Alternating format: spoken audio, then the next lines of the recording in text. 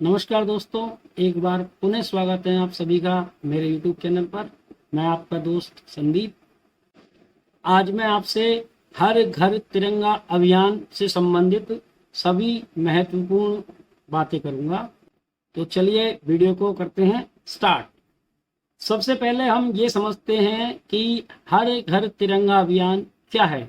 तो दोस्तों, ये एक ऐसी योजना है जिसमें भारत सरकार चाहती है कि भारत देश के हर नागरिक के घर पे, भारत देश के हर घर पे ऊपर इस स्वतंत्रता दिवस पर तिरंगा झंडा लहराया जाए, फहराया जाए।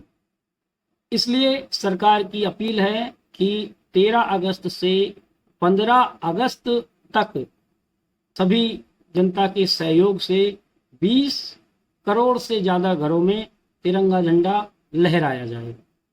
इसलिए देश के 76वें स्वतंत्रता दिवस के उपलक्ष्य में प्रत्येक नागरिक अपने घरों पर राष्ट्रीय ध्वज फहराए।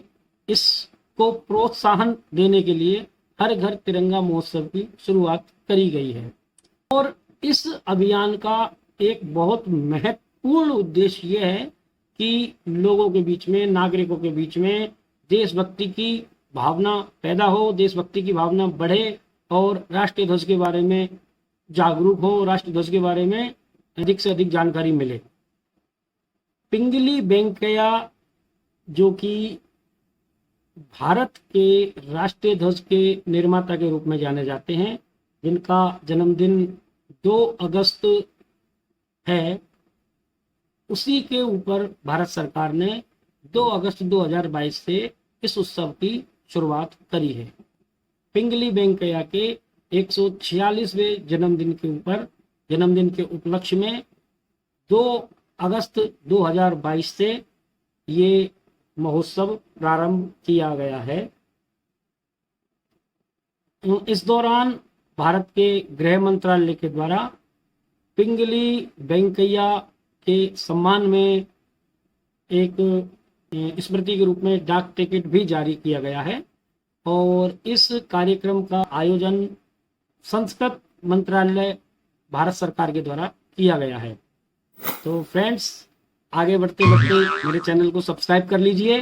दोस्तों, वर्तमान समय में जो हमारा राष्ट्रीय ध्वज है, जो इंडियन नेशनल फ्लैग है, उसको 22 जुलाई 1947 को संविधान सभा के द्वारा स्वीकार किया गया था। इसे भारत के राष्ट्रीय ध्वज के रूप में सर्वसम्मति से माना गया था। अब बात करते हैं दोस्तों कि दिवस तो स्वतंत्रता दिवस 15 अगस्त को मनाया जाता है, गणतंत्र दिवस 26 जनवरी को मनाया जाता है। तो जो हमारा राष्ट्रीय ध्वज है उसका दिवस कब मनाया जाता है, झंडा दिवस कब मनाया जाता है, राष्ट्रीय झंडा दिवस कब मनाया जाता है दोस्तों? तो राष्ट्रीय झंडा दिवस 22 जुलाई को मनाया जाता है। जी हाँ, राष्ट्रीय झंडा दिवस 22 जुलाई को मनाया जाता है। इसके पीछे कारण यह है कि 22 जुलाई 1947 को संविधान सभा के द्वारा राष्ट्रीय ध्वज को स्वीकार किया गया था। वर्तमान में जो राष्ट्रीय ध्वज है, जो हम देखते हैं, जिसका हम सम्मान करते हैं, जिसको हम फहराते हैं, लहराते हैं, उस राष्ट्रीय ध्वज को 22 जुलाई 1947 को संविधान सभा के द्वारा राष्ट्रीय ध्वज के रूप में स्वीकार किया गया था। इसलिए 22 जुलाई को झंडा दिवस मनाया जाता है, राष्ट्रीय झंडा दिवस मनाया जाता है। और झंडा समिति के अध्यक्ष डॉक्टर राजेंद्र प्रसाद थे, जिनकी अध्यक्षता में इस झंडे को सर्वमान्य रूप से स्वीकार किया गया था। अब दोस्तों, बात करते हैं हमारे देश में सबसे ऊंचे झंडे कहाँ कहाँ पे लगे हुए हैं, जिनकी ऊंचाई बहुत ज्यादा है। वो ऐसे कहाँ कहाँ पर लगे हुए हैं? तो बेलगाम कर्नाटक में राष्ट्रीय ध्वज लगा है, जिसकी ऊंचाई 360 फीट है। उसके बाद में दूसरे नंबर पर आता है दोस्तों अटारी बॉर्डर। अटारी बॉर्डर के राष्ट्रीय ध्वज की लंबाई भी 360 फीट है।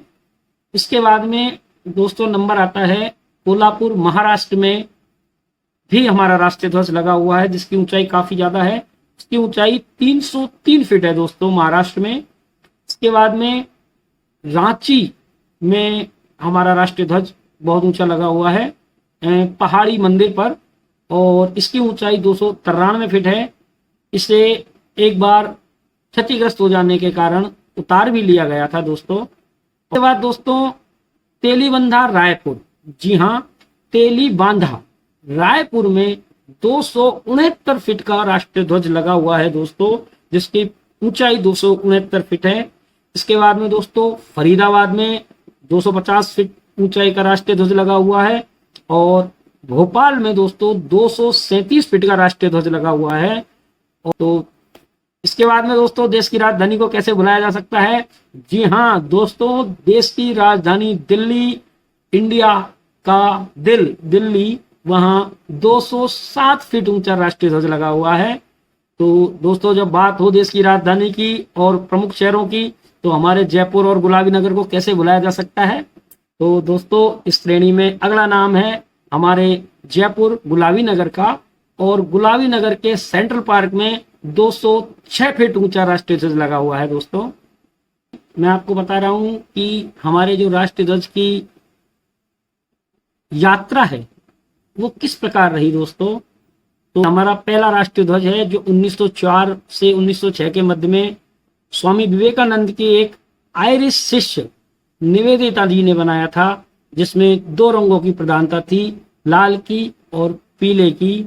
इसमें लाल रंग हमारी स्वतंत्रता के लिए यूज में किया गया था, लाल रंग हमारी स्वतंत्रता का प्रतीक माना गया था, और पीला रंग जो है वो जीत का प्रदर्शन करता था।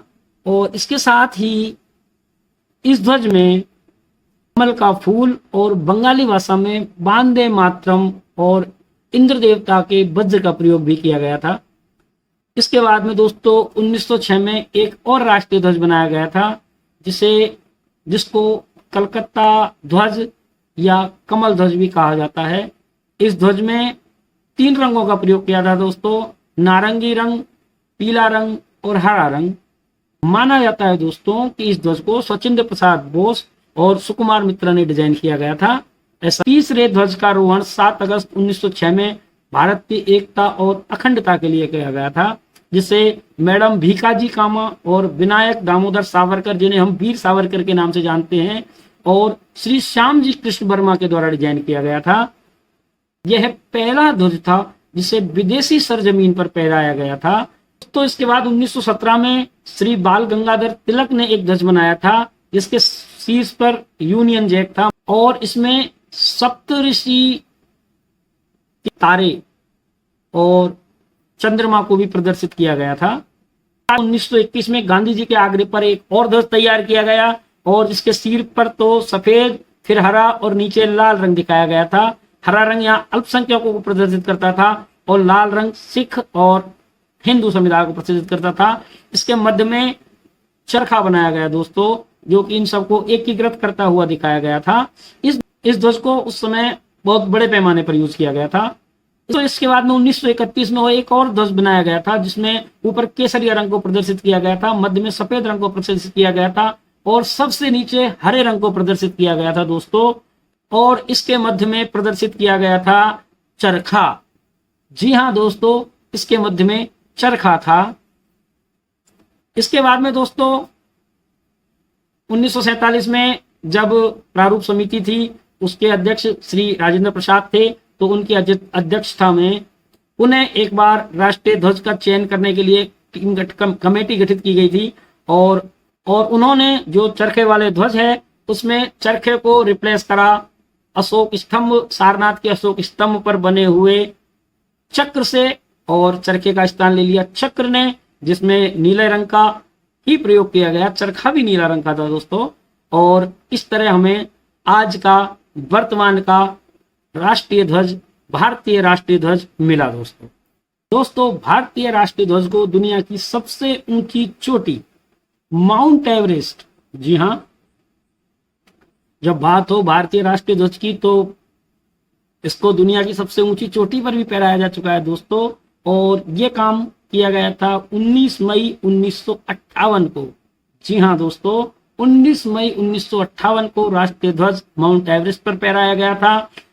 और 19 मई 1958 के बाद में हमारा भारतीय राष्ट्रीय ध्वज अंतरिक्ष में फहराया गया था दोस्तों, विंग कमांडर राकेश शर्मा के द्वारा।